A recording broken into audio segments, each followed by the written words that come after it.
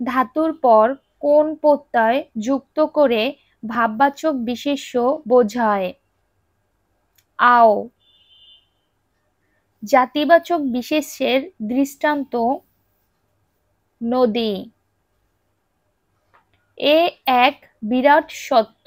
এ বাক্যে সত্য কোন পদ? অব্যয়। বিশেষ্য পদ কয় প্রকার? 6 প্রকার। মধুরতা কোন বিশেষ্যের উদাহরণ?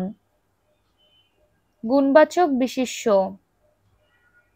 কোনটি গুণবাচক বিশেষ্য? তারুণ্য। জনতা কোন ধরনের পদ? সমষ্টিবাচক বিশেষ্য।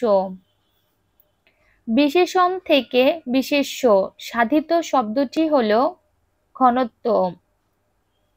বৃদ্ধ বিশেষণ পদের বিশেষ্য রূপ বার্ধক্য। সোনালী কাবিন কাব্যের রচয়িতা কে? আল মাহমুদ। ৬৯-এর গণ অভ্যুত্থান কেন্দ্রিক উপন্যাস চিলেকোঠার সিপাই। রোগকে ঘৃণা করা যায়, রোগীকে কেন? উক্তিটি কার? হুমায়ূন আহমেদ। নেমেসিস নাটকের পটভূমি মন্বন্তর। হঠাৎ আলোর ঝলকানি কোন জাতীয় রচনা? প্রবন্ধ গ্রন্থ। ছায়া হরিণ কাব্যগ্রন্থটির রচয়িতা কে? আহসান হাবীব। আমার পূর্ব বাংলা কবিতাটির রচয়িতা কে? সৈয়দ আলী আহসান। যোগ ছোট গল্পের রচয়িতা কে? আবু ইসহাক। জয়গুণ কোন উপন্যাসের চরিত্র? সূর্য দীঘল বাড়ি। শব্দের অর্থযুক্ত ক্ষুদ্রাংশকে বলা হয় রূপ। মুসাফির কোন ভাষার শব্দ?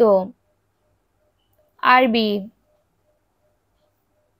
প্রবীণ কোন ধরনের শব্দ?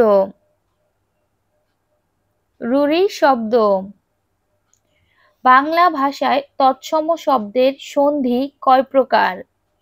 3 প্রকার। সর্বাঙ্গীন শব্দের সঠিক প্রকৃত প্রত্যয় সর্বাঙ্গ যোগ ইন। ধন্যবাদ সবাইকে ভিডিওটির সাথে থাকার জন্য। প্লিজ লাইক করবেন, কমেন্ট করবেন এবং শেয়ার করে দিবেন।